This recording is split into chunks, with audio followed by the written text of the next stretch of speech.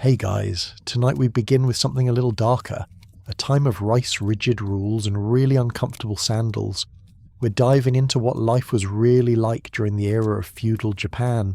And spoiler alert, you probably wouldn't last a single day. Imagine waking up not gently, not to birdsong or the smell of coffee, but to the sharp clack of bamboo knocking in the wind and the creak of your roof as it debates whether to collapse this month or the next. You're lying on a thin tatami mat that feels suspiciously damp. You hope it's just condensation, but in your heart you know it's probably not. You sit up slowly. Your back cracks like dried bamboo. The air is cold, so cold your breath fogs in front of you. There is no stove, no heater, just the memory of last night's fire long gone cold and a clay hearth in the middle of the room that now houses exactly one smouldering ember and a spider who may be your landlord. So before you get comfortable, take a moment to like the video and subscribe, but only if you genuinely enjoy what I do here, and let me know in the comments where you're tuning in from and what time it is for you. It's always fascinating to see who's joining us from around the world. Now dim the lights, maybe turn on a fan for that soft background hum, and let's ease into tonight's journey together. The first thing you notice as you sit up is the silence. Not peaceful silence, tense silence. Because even though it's still dark, your father is already gone and your older brother is clattering around with a hoe and a tired scowl, prepping for another joyless day of rice cultivation. He glances at you like he regrets not waking you earlier. You were supposed to rake ashes and patch the thatch again. Oops. The hut is small. So small you can touch all four walls without standing. There are no doors, just sliding wooden panels that barely shut and let in wind from the north like it pays rent. The floor is dirt. The roof is thatched. And in the corner, covered in a reed mat, is the family sword, more ceremonial than practical, handed down for generations and Letters used to slice daikon for pickles. Outside the village is still wrapped in fog. You step onto the porch, or rather a piece of wood on bricks, and immediately feel the chill in your bones. You're barefoot. Because your straw sandals fell apart last week and you haven't earned enough rice credit to trade for new ones. Yes, rice is currency now. Welcome to feudal economics. You shuffle toward the well. It's your job to fetch water this morning, and you do it like someone walking to their own execution. The rope is frayed. The bucket leaks.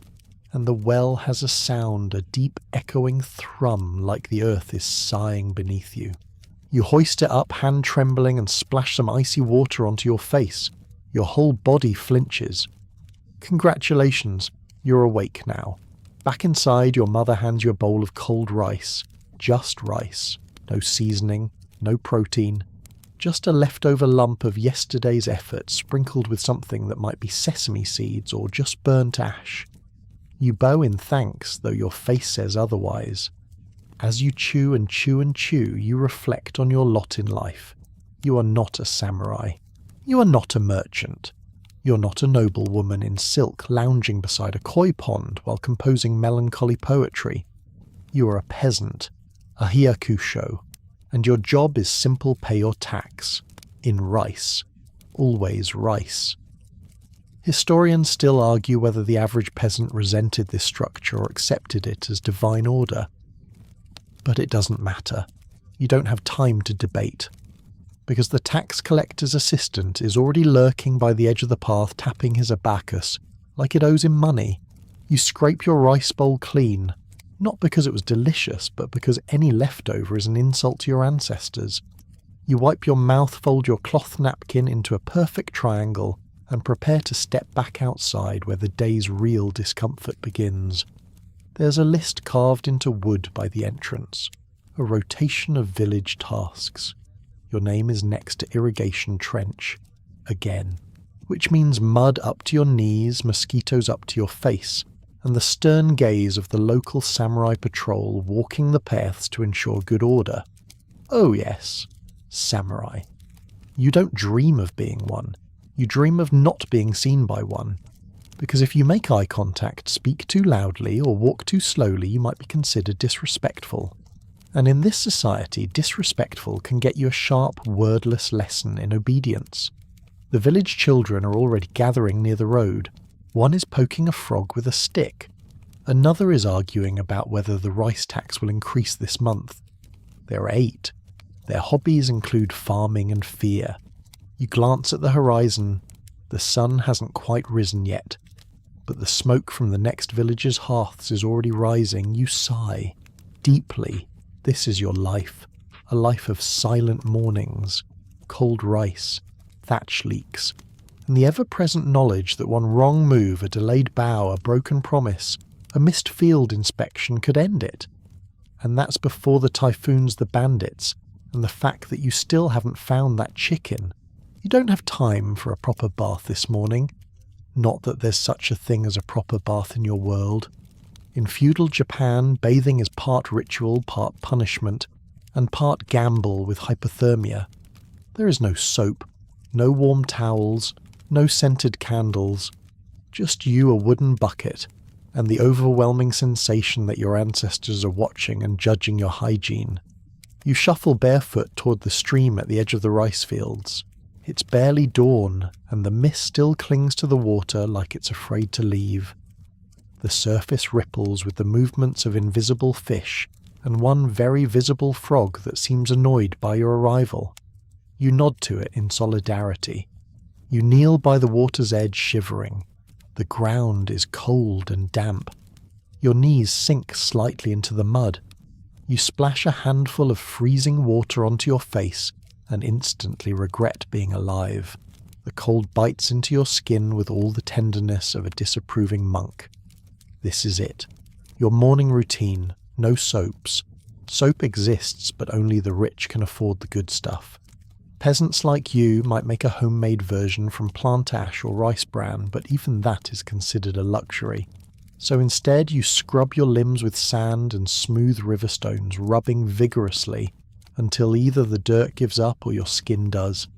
It's less about cleanliness and more about discipline. Purification is a spiritual duty after all. Impurity offends the kami, the spirits in everything. Your mother once told you that if you didn't rinse your feet before praying, you might bring shame upon your entire bloodline. You're not sure if she was joking. Probably not. A neighbour passes behind you on the narrow trail. She nods in greeting, balancing a basket of kindling on her hip. She's already bathed, somehow her face flushed red from the cold. You try not to look embarrassed, but the frog knows. You sigh and dunk your head into the water quickly. It stings. Your breath catches. You come up sputtering, dripping, fully awake in the worst possible way. You dry off with your sleeves, which defeats the purpose but is tradition at this point. There are no towels, no heated baths unless you're a noble or live near an onsen, and you are not noble. You're not even mildly important. Back in the village, you hang your outer robe on a bamboo peg and sit by the fire pit, still cold, still disappointing. You rub your arms for warmth and take a deep breath. The scent is a mix of charred rice, husk damp straw, and whatever your uncle was cooking yesterday that set off the smoke alarm in your soul.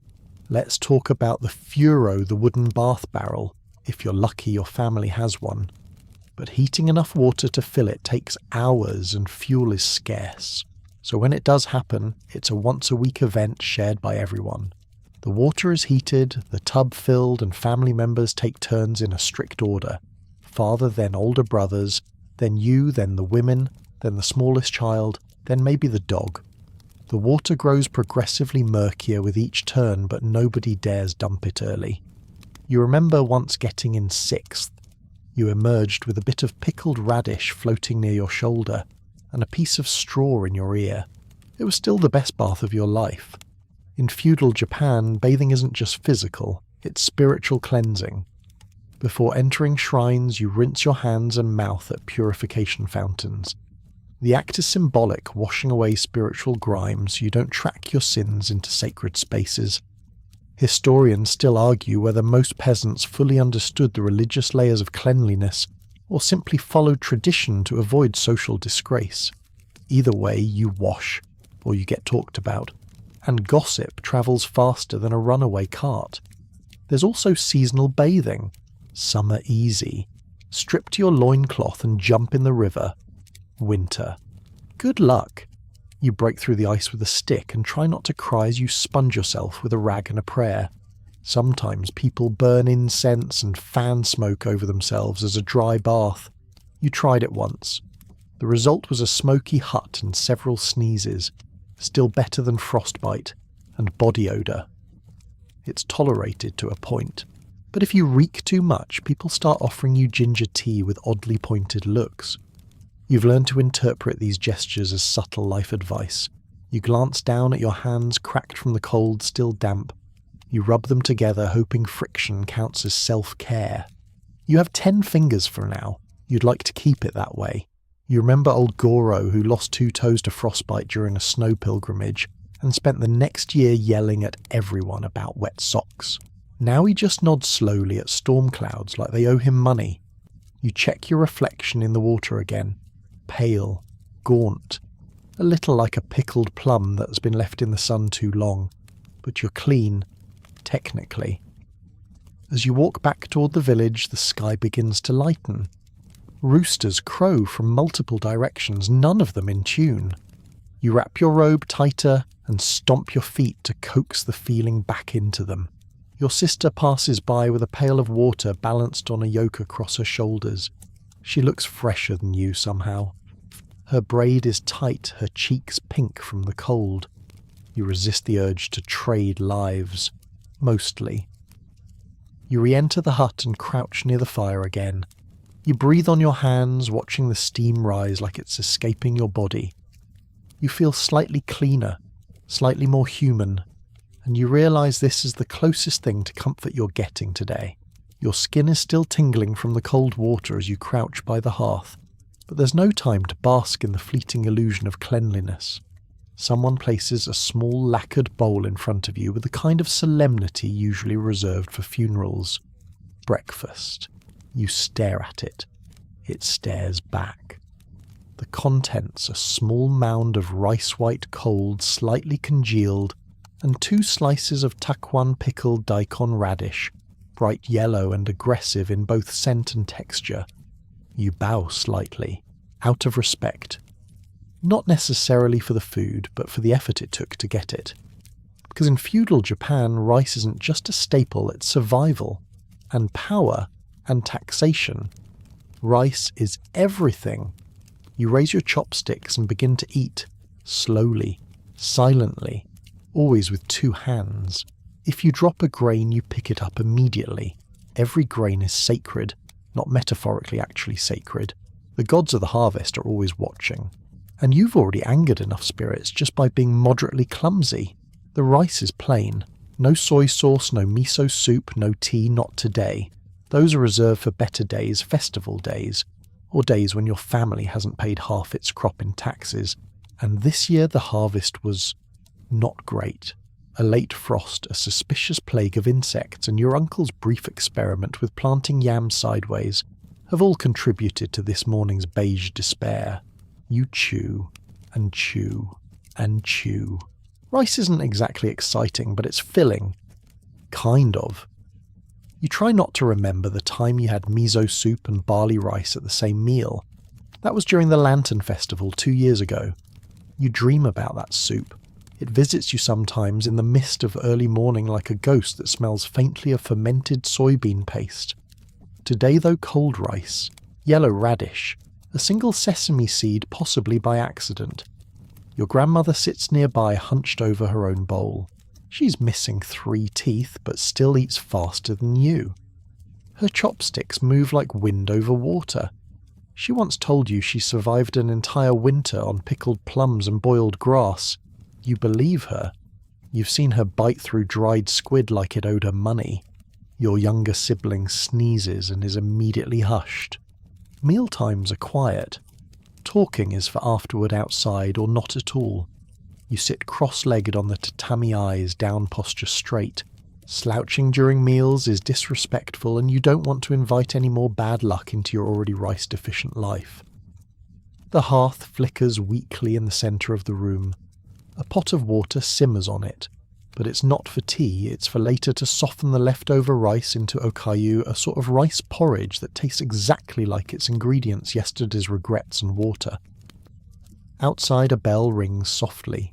Not a temple bell, just the village timekeeper's bronze clapper letting everyone know the workday begins. You place your chopsticks across your bulbo slightly and rise. Your knees crack. Your stomach isn't full, but it's quiet. That's good enough. Historians still debate whether peasants in feudal Japan experienced regular food insecurity or if village cooperation offsets scarcity.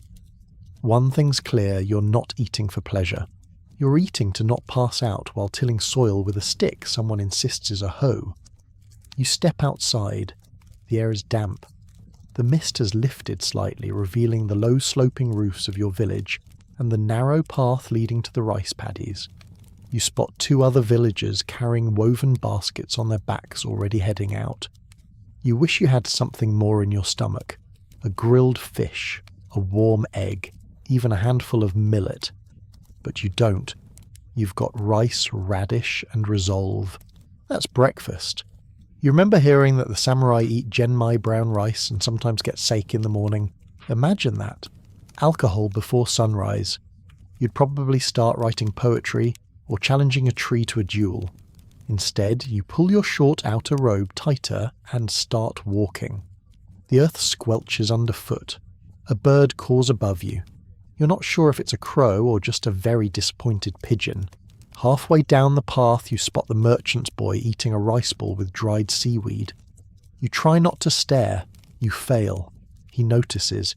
He offers you a tiny nod and takes another bite like it's nothing. You nod back like you weren't just momentarily blinded by envy. Backbreaking labour awaits, but all you can think about is the next meal.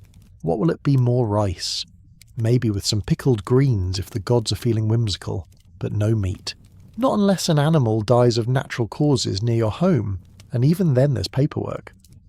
There was that one time a wild boar wandered into the fields. You all swarmed it like bees on a plum. It was glorious, and also terrifying. You still have a scar from the time you slipped on a root and head-butted a tree during the chase. But those moments are rare. For now it's rice. Always rice. Rice for breakfast. Rice for lunch. Rice again for dinner. When there's no rice, you eat barley. When there's no barley, you eat hope. And pickled hope doesn't go very far. You sigh. The mist curls at your ankles as you reach the edge of the paddy. The field stretches out before you like a damp promise. Behind you, your stomach grumbles politely but firmly. Time to earn dinner. You're already sweating and the sun hasn't even broken through the morning haze, that soft glow on the horizon. That's your only warning. Once the sun climbs, the work begins in earnest, and it doesn't stop until your arms feel like noodles and your knees start making decisions without consulting you. It's time to dress. Properly. Not for comfort, of course. You reach for your happier short, coarse jacket and a linen underlayer still damp from yesterday's mist. Over that, a faded indigo naragi coat patched so many times it now resembles a quilted argument. You're not dressing for style. You're dressing for durability, for functionality, and for not getting smacked by an elder for showing your knees in public. You tie your obeah cloth belt with practice speed, double knotting it out of superstition more than necessity. One time you tied it loosely and stepped in a puddle so deep you lost both dignity and half your sandal.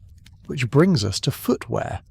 You look at your waraji straw sandals, frayed, warped, definitely not waterproof, but they're all you have. You slide them on, adjusting the twisted cord between your toes and bracing yourself for the inevitable discomfort. One toe already itches. You decide to ignore it. That's how samurai probably feel before battle. Probably. Now you take a moment to check the mon or family crest stitched on your sleeve. It's faded, almost invisible, but still there. A reminder of who you are, where you come from, and how many generations of rice farmers wore the same miserable shoes. You step out into the village lane and it's already busy. Neighbours in similarly mismatched layers shuffle past eyes, low faces grim. No one speaks unless necessary. Mornings are for preparation, not chit-chat. A young girl pulls a wooden cart loaded with kindling. A grandmother balances 2 buckets of compost on a shoulder pole. Everyone has a task. You glance down at your outfit again. A thread catches your attention, bright red, loose out of place. You consider cutting it, but don't have a knife, so you bite it off with your teeth. It tastes like disappointment and sweat. Perfect. Then you spot something dangerous, a samurai.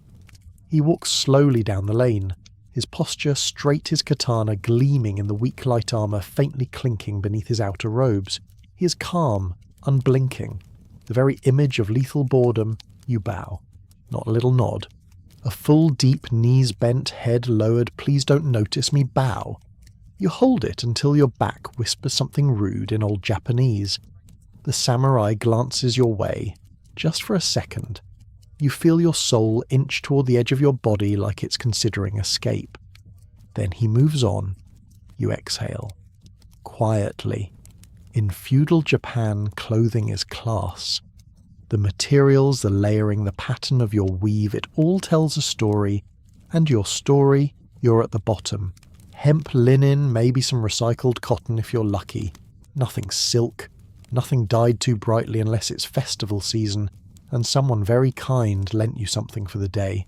Historians still debate whether clothing laws, sumptuary laws they're called, were strictly enforced, but one thing's for sure, if you dress above your station, someone will notice, and they will not think it's cute. There was that one boy, Ichiro, who wore a silk sash he found discarded by the roadside. He showed up to a wedding looking like a decorative lantern. A monk pulled him aside and spent 20 minutes explaining humility using only metaphor and a stick. You don't want that. You reach the edge of the field. The rice paddy stretches out in a mosaic of muddy squares, each one reflecting the sky like a watery trap. You wade in robes tucked into your belt straw sandals, squelching with every step. Your legs immediately feel colder than science should allow. Today you're planting seedlings. You work in a line with 2 others, spacing each tender green shoot exactly a hand's width apart. There is no measuring stick, just rhythm. Reach, press, step, repeat. You keep your back bent at a precise angle, low enough to be respectful to the rice gods, high enough not to collapse. Your outfit is soaked by noon. The cloth clings to your limbs, the knot of your obi digs into your stomach, and your sandals are now just decorative socks made of straw and regret. But you keep going. Because this muddy, blister-producing choreography is your life. You remember that one time a noble visited the village. He wore 5 layers of robes, each one silk, patterned with clouds and cranes. He glided like a floating lantern. You watched him eat grilled eel while discussing poetry. You would have been impressed if your mouth wasn't full of plain barley and your feet weren't covered in leech bites. You admire the clothes, sure, but not the man. He sneered at your brother's patched coat, called it charming in a rustic way. Your brother said nothing, but later he stitched the patch into a perfect rectangle just out of spite. You finish planting the row and stand upright for a moment. Your spine makes a noise like someone stepping on twigs. A breeze blows. It sneaks past your damp robe and into your soul. You shiver. Someone hands you a cloth to wipe your face. It's coarse. Smells faintly of vinegar. But it works. You tie it around your head like a makeshift sweatband and get back to it. In feudal Japan, you dress not for flair, but to work, to bow, to endure. Your clothes are not expressive.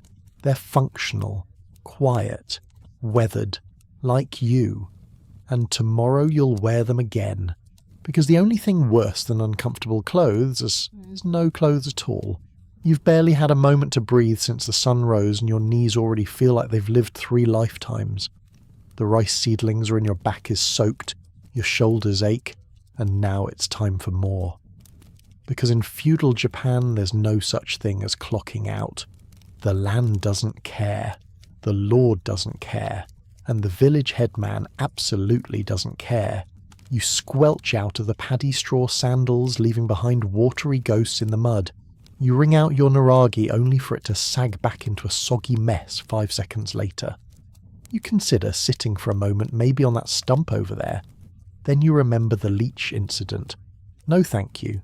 Instead, you join your brother and 3 other villagers carrying hoes and hand-woven baskets filled with barley seed.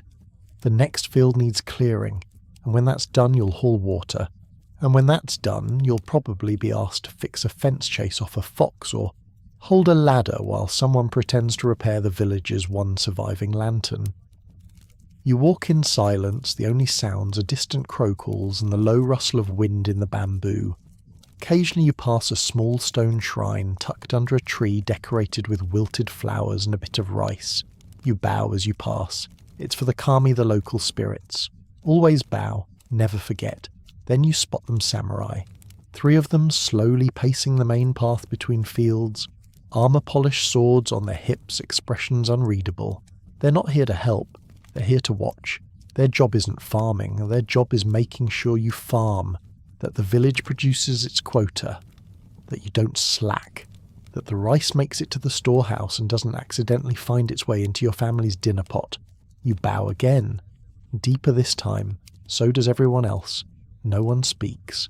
The samurai walk past without stopping, but one of them slows, just slightly. His hand rests on the hilt of his katana as he glances toward your brother's basket. Your brother freezes. The moment stretches. Then the samurai moves on. You exhale through your nose very quietly. No one says anything. Not for several more minutes. Historians still argue how involved the samurai really were in daily agricultural oversight. Some accounts claim they rarely interacted with peasants unless taxes were due.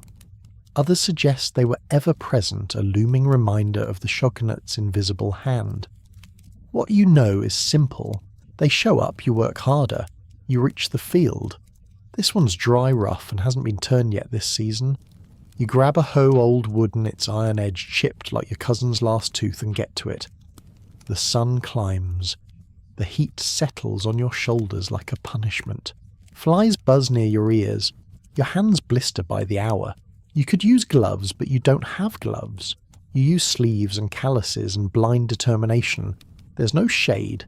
The one tree nearby is reserved for elders, and even then only on festival days. Today, no one gets shade. You work until you feel your stomach rumble again, not out of hunger, but from sheer stress. You breathe through it. You hoe plant pat down soil. Hoe plant pat down soil. It's like a dance where the music is just someone groaning in the distance, and the rhythm is based on how long your spine can hold up before it starts to rebel. Your sister appears with a jug of water. Warm, slightly cloudy. Still the best thing you've tasted all day. You take one sip, bow in thanks, and pass it on. No one drinks too much. Water isn't infinite, and you can't afford to waste time on bathroom breaks. Not with the samurai nearby. By mid-afternoon, your knees are mud to the thigh. Your hands are covered in blisters, and someone's dog keeps barking at a scarecrow like it's threatening his family. You pause briefly, lean on your hoe, and glance across the field. There beyond the ridge is the storehouse, the village's central building, raised on stilts, guarded. It's where the rice goes once harvested. Not to your house, not to your table, to the storehouse. From there it's counted, recorded, and transported to the Lord's estate. You're allowed to keep a small portion, enough to survive. Maybe, if there's no drought, if rats don't get to it first, if the storehouse clerk doesn't lose a bag or two. The system is called Nengu taxes, paid in rice, and it's sacred. Breaking rice laws is not just a crime, it's sacrilege. You once heard about a village where someone skimmed off the top. They found him tied to a pole head, shaved, clothes burned. Not dead, just displayed. A warning. So you work. You work with your back bent and your mouth shut.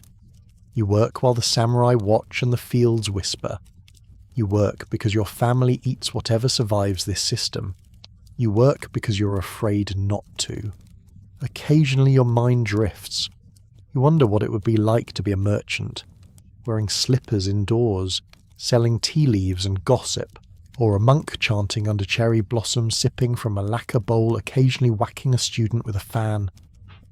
But you were born to the soil, and the soil is demanding.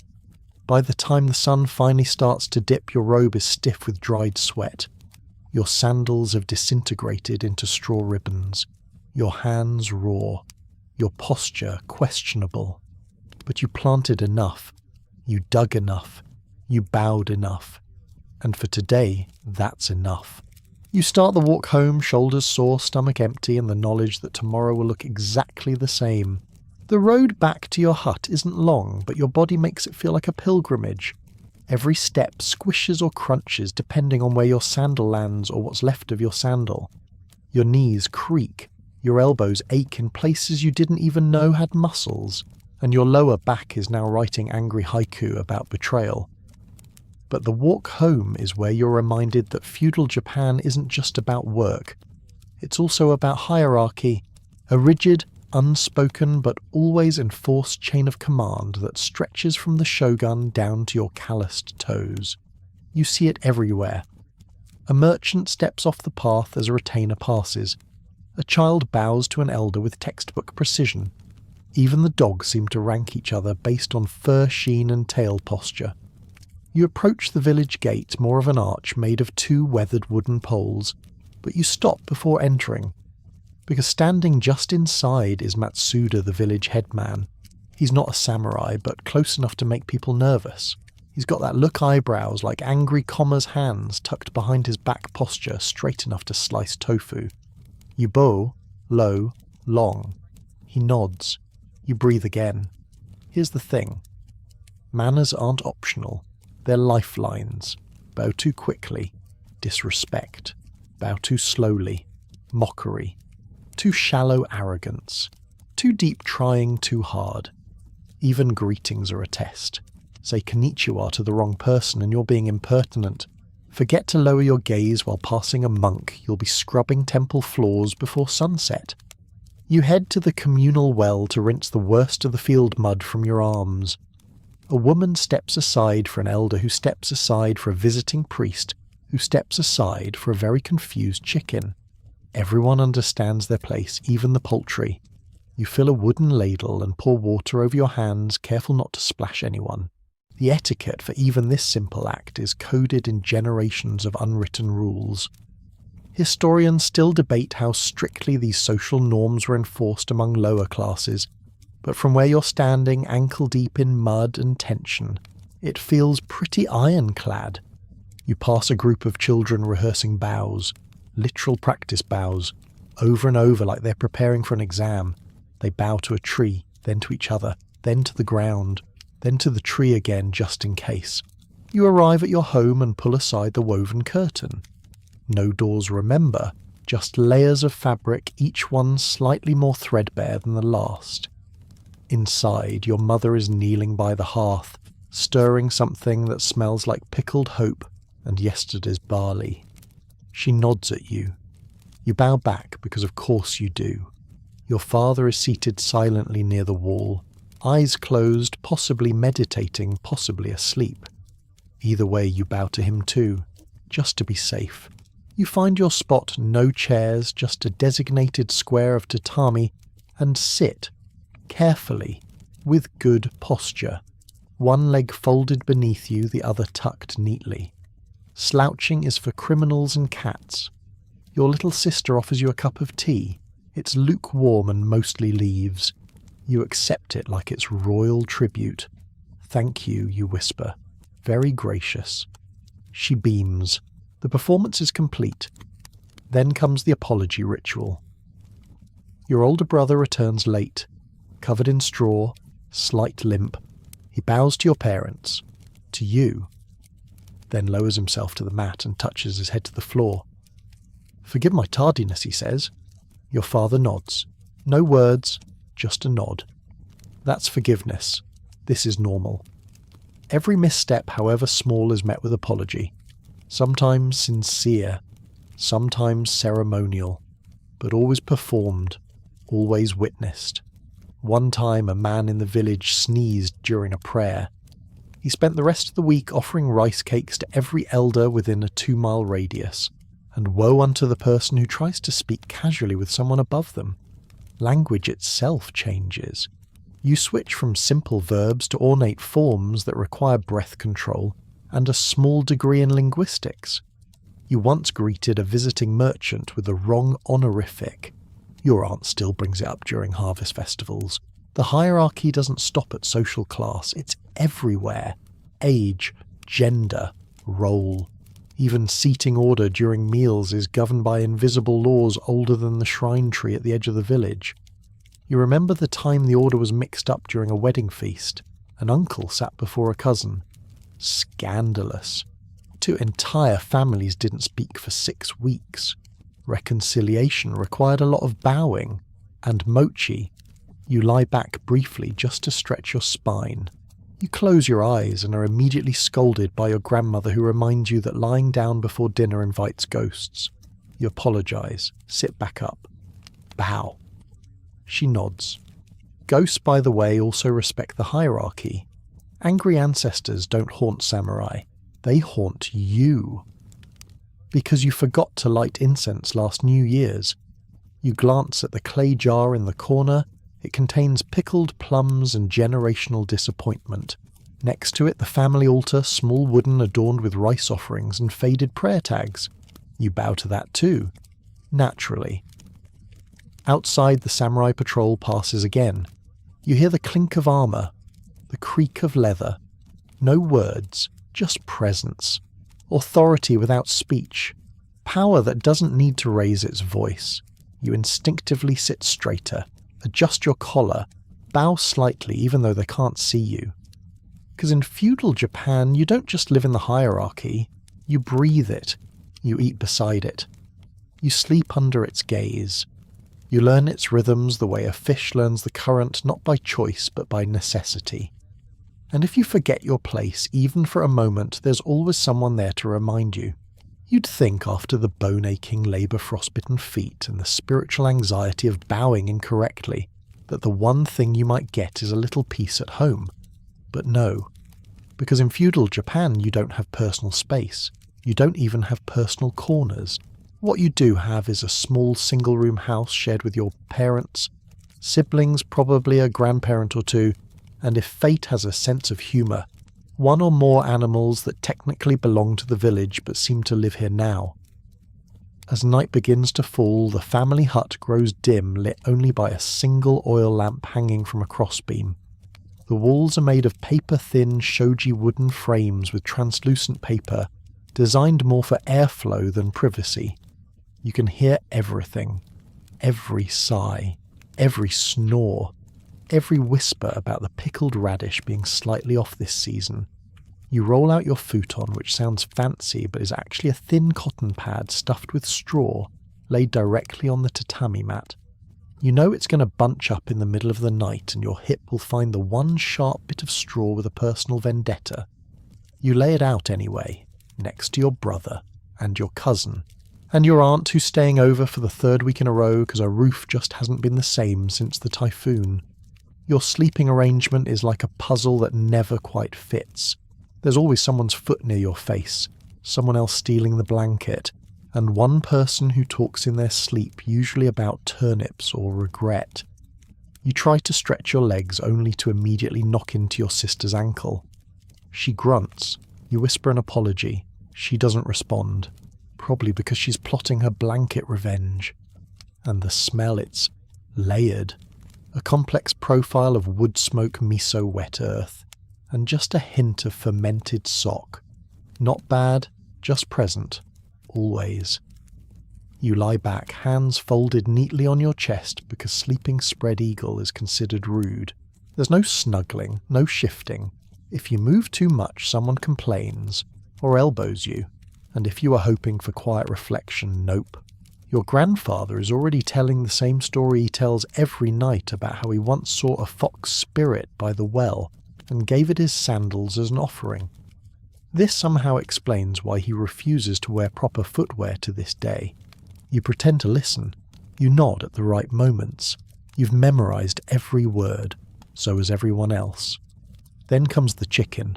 Not your chicken, not your neighbour's technically, but a chicken that has adopted your household and enters freely through the side flap.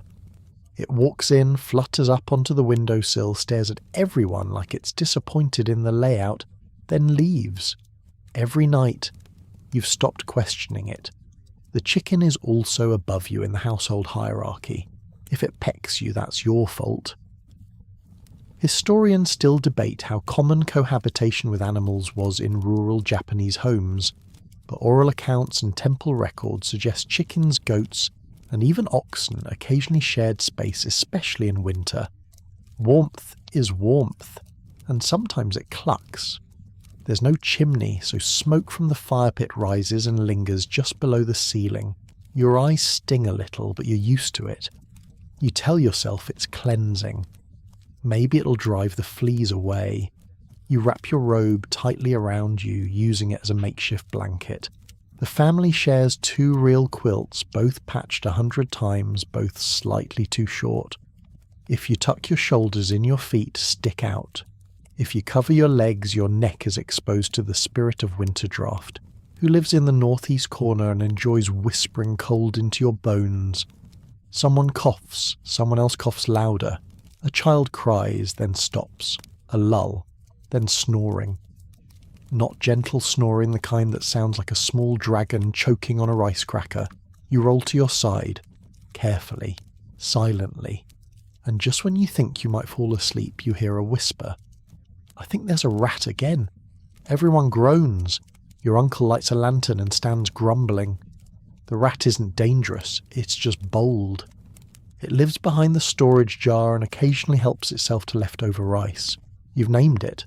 You're not proud of that, but you respect its survival instinct. He waves a broom. The rat disappears. Temporarily. Order restored, you lie back down. You stare at the ceiling watching smoke curls dance in the lamplight. You think about your life, about how this one room holds your entire world, your family, your bed, your meals, your rituals, your belongings, all 6 of them. There is no door to close, no room to retreat to, no me time, just us time. All the time, and yet somehow there's comfort in that. The rhythms, the sounds, even the snoring. You hear your mother's soft humming an old lullaby you haven't heard since you were a child.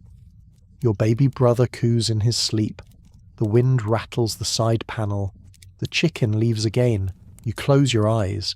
And in the quiet between breaths and floor creaks, you realise this isn't peace, but it's home. The night is long, but not restful. You wake 3 times. Once from a loud snore, once from a cramp in your leg, and once because the chicken came back and stood on your chest like it was declaring tax authority over your ribcage. But eventually the morning comes. Sort of. It arrives not as sunlight through a window, because again no glass, just paper panels, that do their best impression of a wall, but as a series of sounds, a cough, a grunt, the rustle of straw mats, and then the clatter of someone using the toilet. Ah, yes. That sacred and deeply humbling part of feudal Japanese life. You groan softly, roll out of your futon, and stretch quietly. You don't want to be the person who wakes the baby or knocks over the fish jar again. You grab your outer robe and slip outside. It's still dark, just that pale indigo light that comes before dawn. The air is cold. Dew coats the ground like the earth has been sweating in its sleep. You walk carefully along the narrow dirt path between your house and the back of the property, and there it is, the toilet, or as you've come to know it, the wooden plank of personal reflection. It's technically an outhouse, a small shed, 2 walls, a door that doesn't close, and a large hole over a pit. There's a wooden platform you squat over, but you have to keep your balance. Last year your cousin fell in. She doesn't talk about it. Ever. You approach like a samurai approaching battle. There's etiquette involved. You bow before entering, yes. Really, spirits are everywhere. You cough softly in case someone's already inside. No doors, remember. And you never ever make eye contact with anyone exiting. You step in. The smell is legendary. Not horrific, just persistent. Deep. Ancient. A scent that feels spiritual, like it's been meditating for centuries. You squat carefully. No toilet paper. You brought leaves, or paper scraps. Or if it's a good week, a small piece of hemp cloth that gets rinsed and reused. Hygiene is relative. You do what you can. Above you there's a small gap in the roof that lets in the light. It also lets in cold wind, and bugs, and once a frog. You learn to check for frogs. The sounds of the village waking up echo around you, buckets sloshing firewood being stacked, someone already yelling about the compost being stolen. Again. You finish clean up and exit with the solemn look of someone who's just survived something quietly harrowing. You bow again, not to anyone, just out of habit. The toilet requires respect. You return to the house to wash your hands at the basin outside. It's filled with fresh water from the well, already cold enough to make your knuckles question your life choices. You splash, rinse and dry your hands on your robe. Let's talk about sewage. In feudal Japan, human waste wasn't just waste. It was valuable. Night soil shimo was collected and used as fertilizer. That's right. What you produce today could feed someone's barley field tomorrow. It's the circle of life, but with fewer lions and more shame.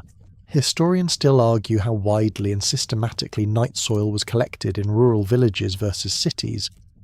But in your village, a man comes every few days with a cart and a ladle. You avoid eye contact. He whistles cheerfully. It's deeply unsettling. In wealthier areas, there are chamber pots, beautiful porcelain ones even. In your house, a bucket. Used only at night, kept in the far corner, covered with a cloth as if modesty somehow neutralizes odour. There was that one time your brother tried to empty it during a storm. The wind caught the contents. It became known as the Day of the Redefined Blanket. You don't talk about it. Personal hygiene is a process. You rinse often. You bathe when you can. You scrub with ash or sand. You don't wear perfume unless you're wealthy or being courted, in which case a tiny pouch of dried plum blossom might hang from your sash. And despite all of this, you manage. You survive. You don't feel clean, but you feel cleansed. Like every part of your life is a daily shedding of ego. There's something humbling about using a toilet that's also a shrine to mortality. You walk back inside and rejoin your family around the hearth. Your grandmother offers you a sweet potato roasted in last night's coals slightly charred. You accept it gratefully, hands warming against the skin. You bow. She nods. Everyone is up now. The baby coos. Your father sharpens a hoe by the doorway. Your sister braids her hair while muttering about raccoons stealing rice again. You eat your sweet potato in silence, staring into the fading embers of the fire. Outside, the sun is rising. A rooster crows. Somewhere in the distance, a bell tolls once. Time to begin again. But for a brief moment, just a flicker of warmth between your hands and the smoky dawn, you feel okay. Not because life is easy, but because at least for now the outhouse is empty. There's a peculiar ache in your legs as you finish your charred sweet potato and stand. The good news is you're used to it. The bad news is it means something's wrong. A weather shift. An invisible draft from the ancestral plane. Or maybe it's just your body hinting politely that it is time to see someone about the fact that one of your knees now clicks audibly whenever you bow. But who do you see in feudal Japan if you're sick or in pain? You don't pop into a clinic or call a doctor. You go to someone older, wiser, and probably a little unsettling. You go to Grandma Bonecracker. You walk down a narrow side path between rice sheds past the tree with a crooked crow nest and find her squatting beside a smoking bowl of herbs, muttering what you hope are healing words. She is not your grandmother. Not really. But she's everyone's grandmother in a way. She's lived here longer than the road. People come to her for everything: sore backs, fever dreams, childbirth, broken hearts, cursed sandals. She fixes what she can and tells you what the rest means. You bow deeply. She doesn't look up. She gestures for you to sit on the flat stone, still warm from the sun, and begins prodding your joints like she's tuning a shamisen. Cold wind in your bones, she mutters. Too much kneeling. Not enough fish. You nod solemnly like that makes perfect sense. She disappears briefly into her hut and returns with a small cup of something brown and steaming. It smells like licorice and betrayal. You drink it. Of course you do.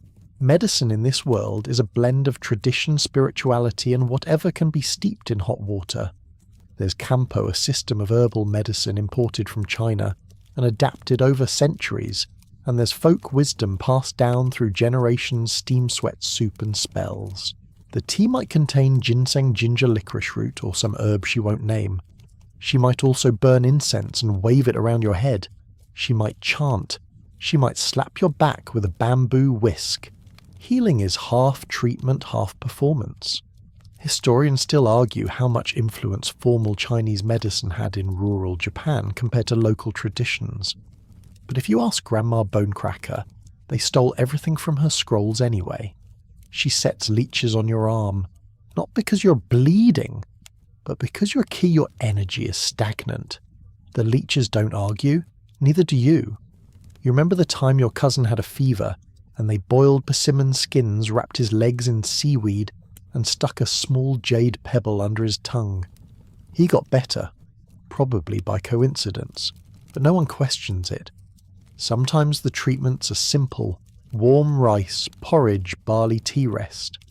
Other times someone draws a charm on your back with ink made from ash and plum, or places coins around your futon, or ties red thread around your fingers to trap the fever.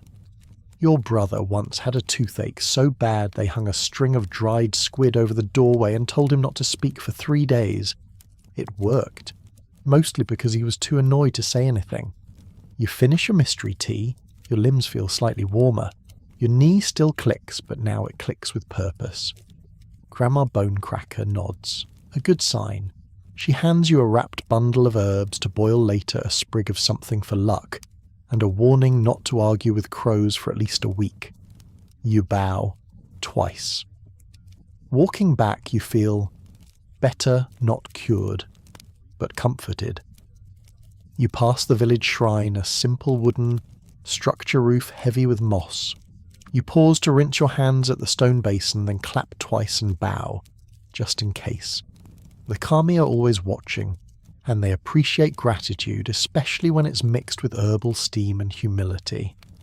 You light a stick of incense, tuck a coin into the offering box and whisper, "Thanks not just for your health, but for surviving another visit with someone who once set your uncle's back straight by walking on it." Back home, your mother greets you with a nod and a cup of tea. She notices the sprig in your belt and smiles knowingly. She's been to Grandma Bonecracker. Everyone has. Even the village dog once. His limp disappeared after 3 days of steamed rice balls and foot massages. The fire is burning low in the hearth. Your brother is trimming his toenails with a knife that looks suspiciously like it was once used in battle. Your father sits with his eyes closed, hands folded in his lap as if meditating, or simply trying to ignore the smell of fermented radish in the corner. You sit, and you realize this is how healing happens here. Not quickly, not cleanly, but with time and smoke and tea that tastes like burnt poetry. You lean back, careful not to disturb the sprig tucked into your obi. The room creaks gently. Your knee doesn't, at least not right now, which is enough. Dinner time in your village doesn't come with fanfare.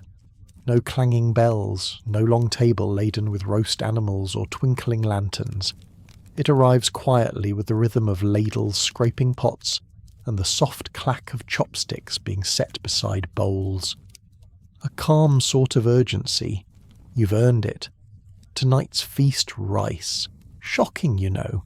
You sit at your usual place on the tatami mat near the wall just to the left of the fire pit. Your brother sits beside you, your sister across from you, and your father at the head. He says nothing, but his presence fills the room like incense. No one eats before he lifts his bowl.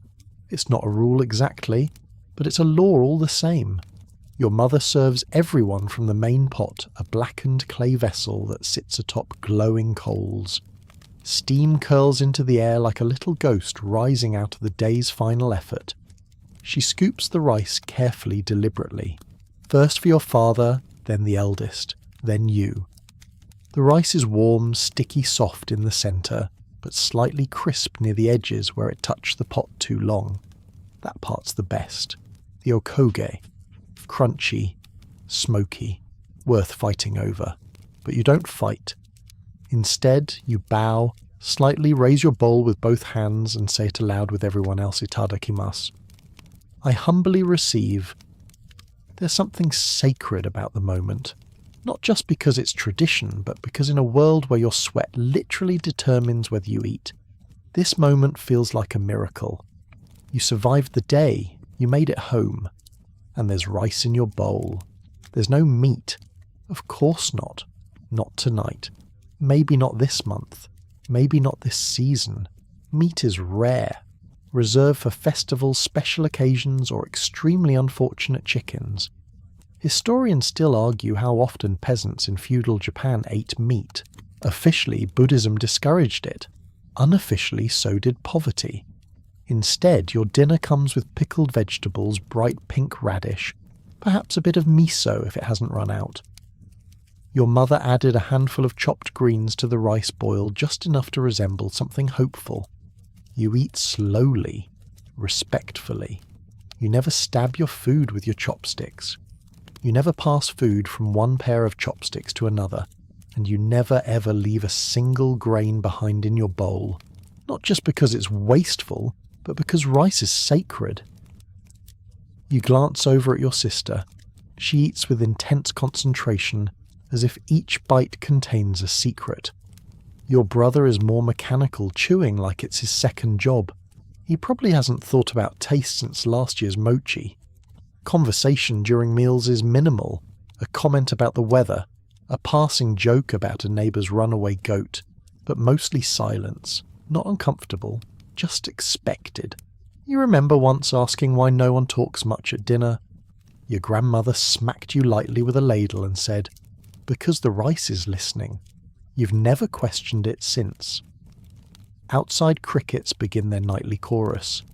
The sounds blend with the occasional creak of bamboo in the wind and the crackling of the fire. You sip barley tea, warm, bitter, earthy. It tastes like responsibility, like the opposite of dessert, which is convenient because there is no dessert. The concept of dessert, at least the way you imagine it, doesn't really exist here. Sometimes there's a piece of fruit and orange if you're blessed, or a roasted chestnut. Once during the new year, you had a tiny square of yolk and a sweet red bean jelly. You still think about it sometimes when the rice gets too quiet. Dinner ends not with applause, but with gratitude. You set your chopsticks neatly across your bowl bow again and murmur "Gochi susama deshita." Thank you for the meal. Everyone echoes it. Then the cleaning begins. No dishwasher, no running water. You scrub your bowls with a clean cloth, maybe a bit of hot water from the kettle, and set them to dry near the hearth. The smell of burnt rice lingers like a guest who doesn't quite want to leave. You sit back down and someone tosses a stick onto the fire. Sparks jump, dance, disappear. The warmth is shallow, but better than nothing. You huddle close with your knees to your chest, robe drawn tight. Your father says something about the moon being full. Your brother grunts, your mother nods, and just like that the conversation ends. Because in this world, meals aren't for performance. They're for surviving, for sustaining, for marking the space between worked all day and will work again tomorrow. You close your eyes briefly, letting the heat touch your cheeks. You're not full, but you're not starving. You're not joyful, but you're not afraid. This is dinner, a bowl of rice, a few pickles, a silent prayer, and somehow it's enough.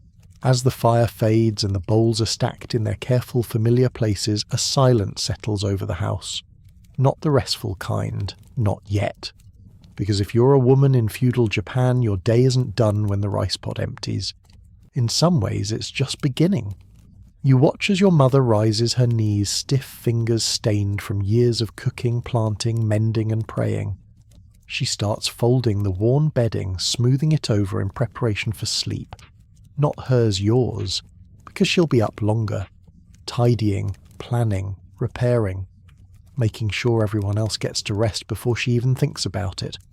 Your sister helps her moving quietly, efficiently. She doesn't speak. She doesn't need to. She's been taught that her silence is part of her grace. If you were born female in this world, your life follows a path carved centuries deep. Your obedient daughter, diligent wife, silent mother, unseen elder, each role defined by service, sacrifice, and stillness. You think about your cousin married off at 14 to a man she'd met once at a barley festival. Her wedding gift, a broom, a bolt of cloth, and a list of her new duties. She bowed during the entire ceremony. Her husband didn't speak to her for 2 weeks. Not out of anger, just tradition. Marriage here is not about love. It's a contract, a social alignment, a way to keep order, reputation, land, or debt in balance. Affection is optional. Harmony is mandatory. Your mother once told your sister a good wife has no voice, only hands. She didn't mean it cruelly. She meant it as guidance, as a truth passed down like a needle or a prayer. Now your sister sits in the corner mending a sock with thread pulled from an old hem. Her stitches are so neat they look printed. She's not praised, she's expected. You remember when she started bleeding for the first time? The celebration was quiet. A gift of hair combs, a whispered warning to never speak of it outside the house. Her world shrank that day from rice fields and laughter to shadows and duties. She still smiles, but only when no one's looking. And if you're a widow, your world becomes even smaller. You dress in black, speak even less, and return to your family if they'll have you. You tend to the ancestors, live by the shrine, and spend your mornings praying for someone else's children. Even childbirth, the most sacred act, is shrouded in solitude. Women labour in side rooms, helped by other women wrapped in cloth and silence.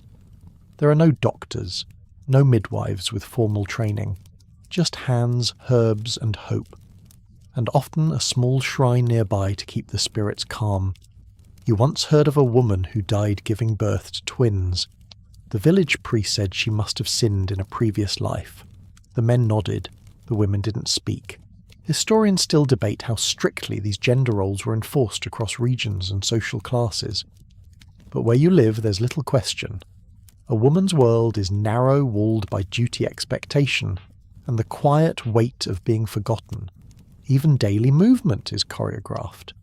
A woman doesn't walk with purpose, she glides. She doesn't shout, she murmurs. She doesn't confront, she endures. Your grandmother, now asleep in the corner wrapped in 3 layers of patched linen, once told your mother, "To be a woman is to hold the house together with threads no one sees." You didn't understand it then. You do now. And yet in this world of limits there is also strength. A kind of invisible authority. The mother who controls the meals also controls the rhythm of the home. The wife who balances the ledger is quietly running the family economy. The grandmother who tells ghost stories by the fire is also the keeper of history. Women are expected to be small, but their influence runs deep, like water under stone. You watch your sister finish the sock, place it neatly on a folded cloth, and begin unbraiding her hair. She does it slowly, mindfully, each strand a memory. The room is almost quiet now, just the rustle of cloth, the whisper of breath, the crackle of one last ember. Your sister slips beneath the quilt, careful not to wake your mother who's still putting out the lamp. And then just as her head settles against the mat, she mutters softly, "Tomorrow I'll wash the robes before sunrise." No one asked her to, but of course she will, because that's what women do here. They carry the world on their backs, behind their smiles, beneath their silence. And they do it without being seen. Dawn hasn't broken, but the village is already holding its breath. A stillness hangs in the air thicker than usual, tense. You wake not from a rooster's call, but from the absence of sound. No dog barking, no firewood cracking, just a strange silence, and then a sharp knock on the wooden frame of your house. Everyone stiffens. Your father rises first. He doesn't speak. He doesn't have to. The knock wasn't a neighbour. It wasn't a merchant. It was the village official. And that usually means one of two things: a summons or a warning.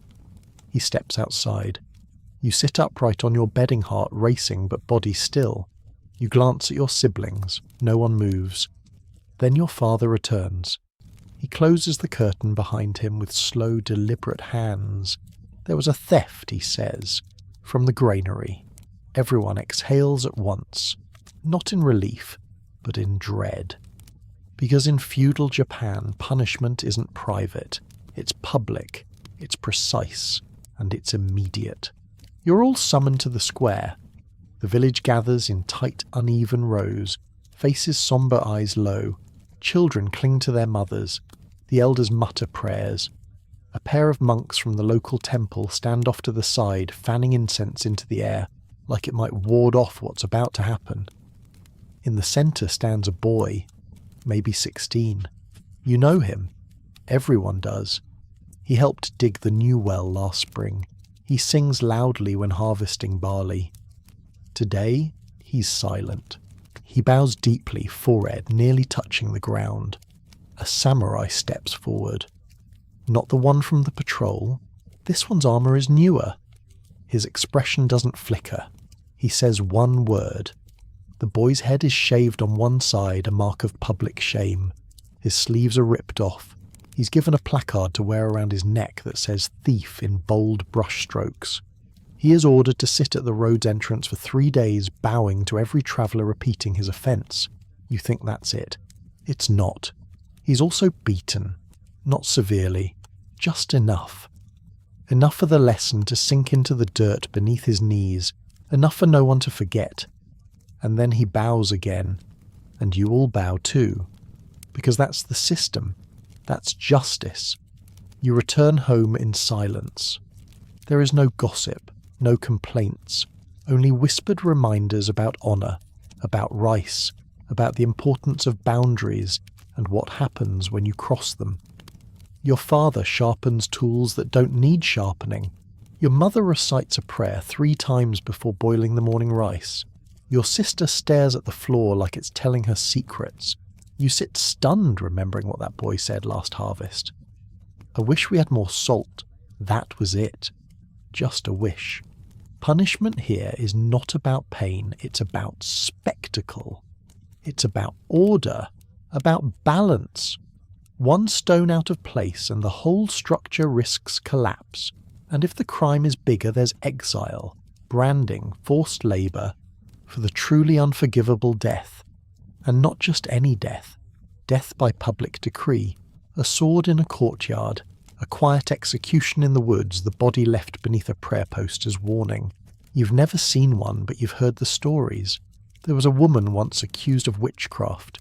They said she cursed her neighbour's harvest. They shaved her head, burned her belongings, banished her to the mountains. No one ever saw her again. There was a man who defied a tax collector.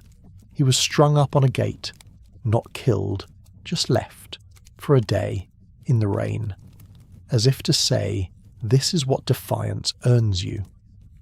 Historians still debate whether feudal punishments were as widespread as folklore suggests, but folklore is powerful. It lives longer than fact, and it keeps people quiet.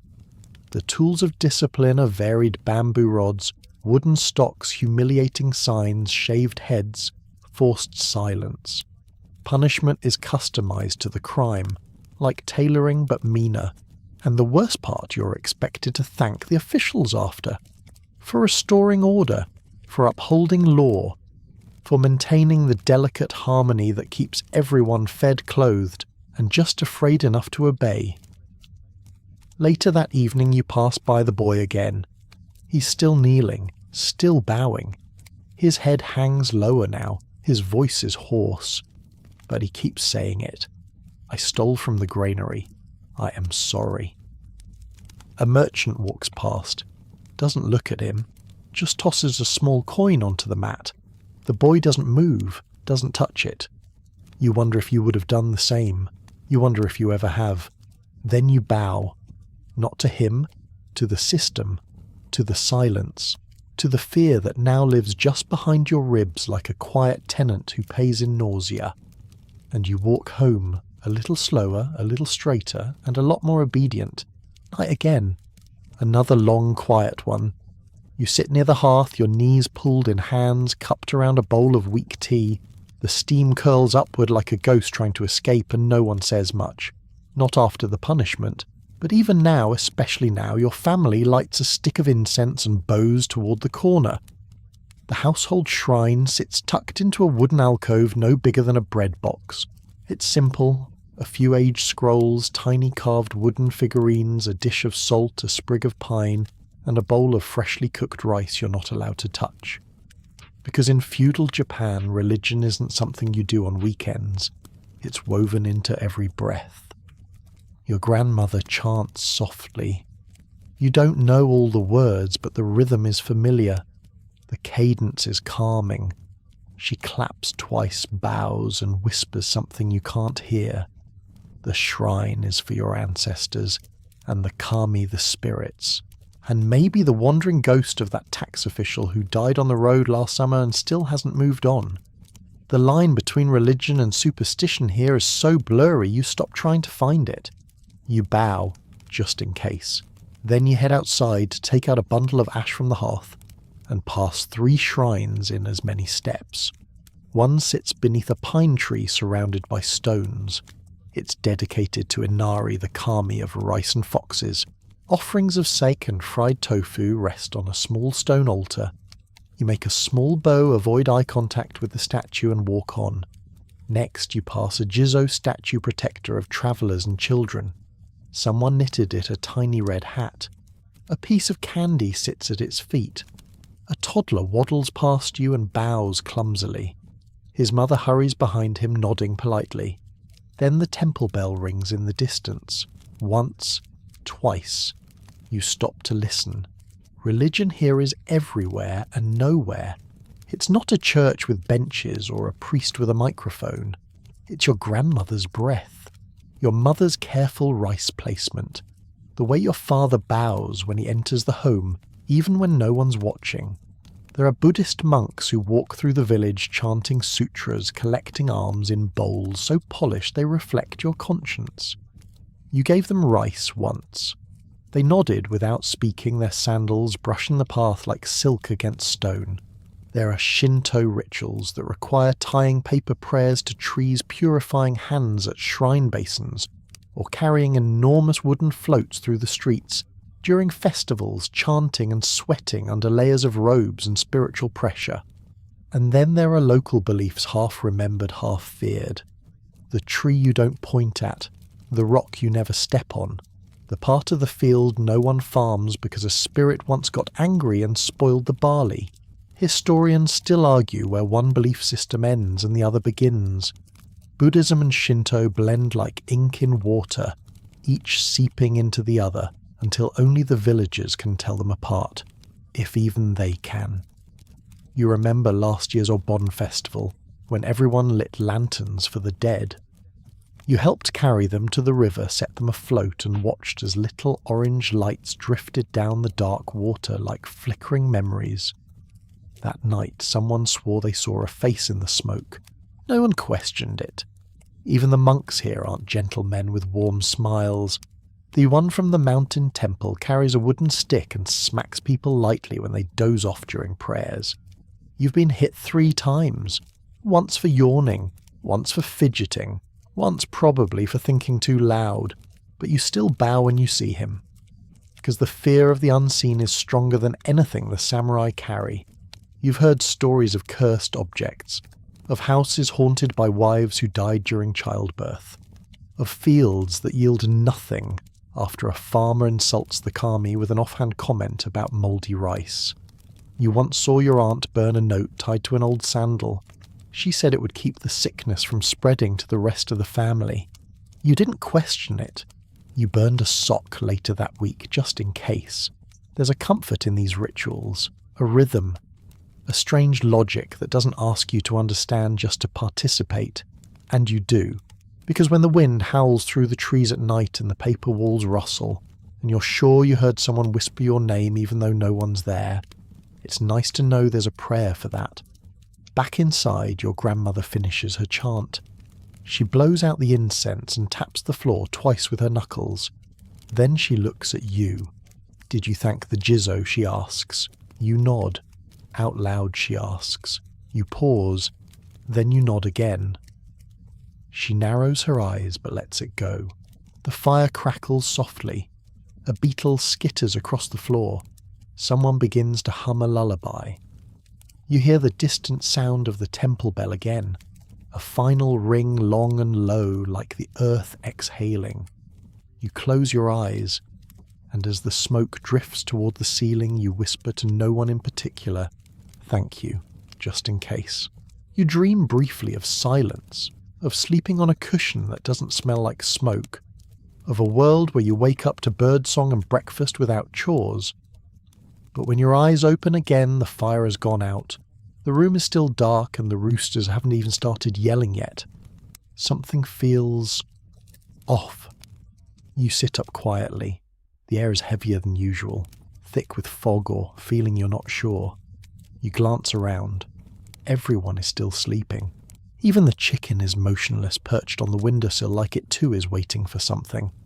Then you hear it. A soft bell. One chime. Distant. Not the temple bell this time. This one means something else. You get up, move to the door and slide it open. Outside, people are gathering. Not quickly, not frantically, but deliberately. With bowed heads and slow feet. You follow them, unsure what's happening until you reach the edge of the village. And then you see it. A mat has been laid out. Carefully. Freshly swept earth. Pine sprigs at each corner. Incense drifting in spirals toward the morning sky, and in the centre, a man kneeling. Calm, composed, dressed in formal robes. This is seppuku. Not a punishment. Not today. A ritual. A choice. A death that is meant to mean something.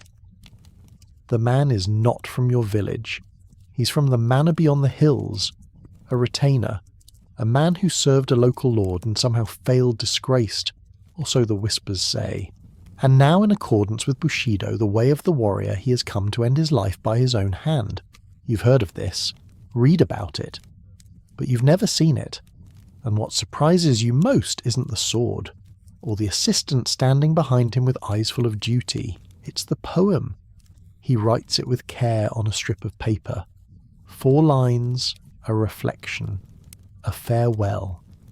His brush moves with deliberate elegance even now, even knowing what's next.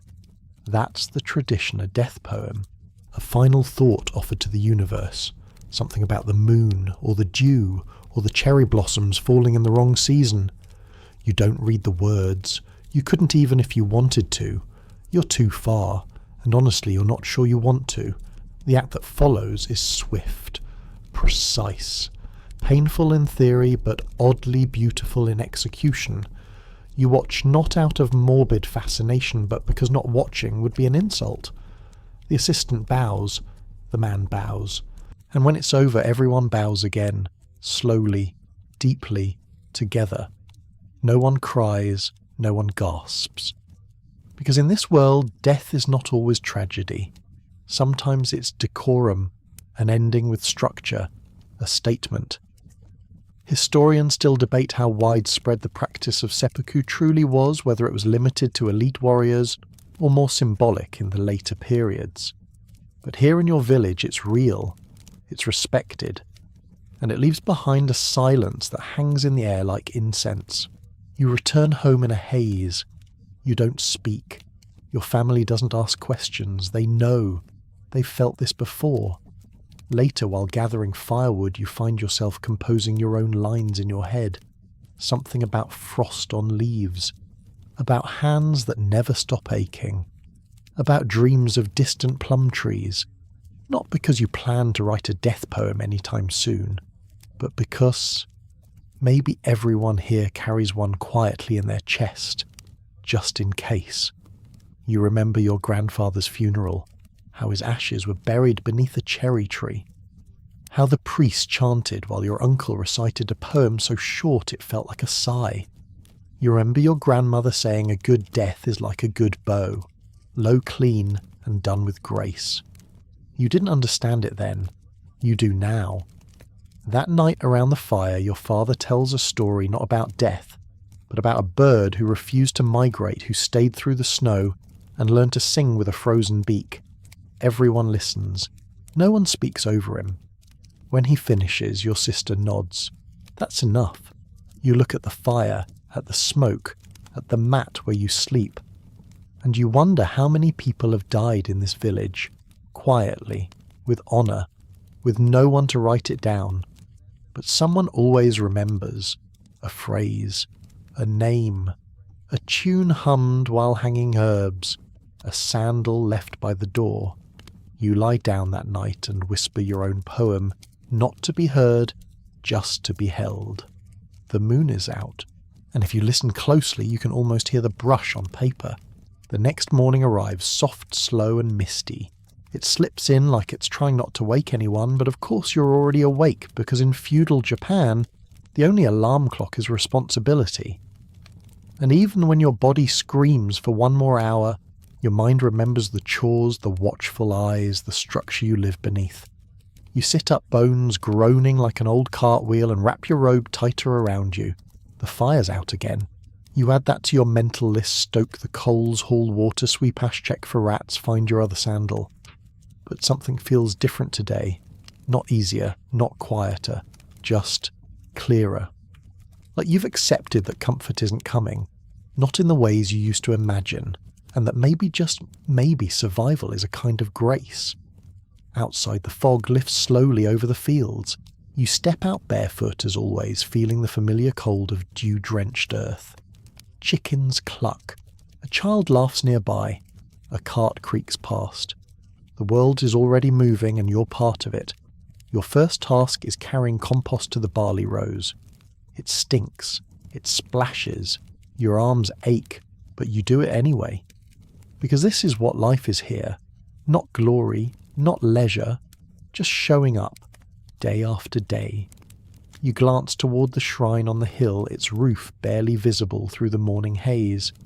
You wonder how many prayers it's heard, how many apologies, how many people just like you have knelt in front of it whispering, "Please just let the harvest be good this year."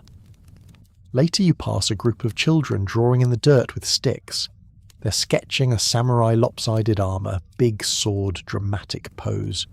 They giggle and take turns pretending to duel. You smile despite yourself. You remember when you used to pretend that too, before the weight of your family's rice quota replaced your wooden sword, before you realised you'd never hold a katana, never wear silk, never ride a horse. But today you realise something else. Maybe it's not about being that person. Maybe it's about being the one who plants, who hauls, who bows, and still gets up the next day. You return home and scrub vegetables by the well. Your sister joins you humming an old song. You don't recognise the tune, but the rhythm is comforting. The sort of thing that feels ancient, like it was passed down in steam from cooking pots and sleep talk from grandmothers. Your mother calls you inside. Lunch is a simple bowl of okayu rice porridge with spring onions and a dash of miso. You eat slowly, savouring it, not because it's special, but because it's enough. And suddenly you understand something. You used to think the beauty of feudal Japan was in the temples, the scrolls, the moonlit poetry.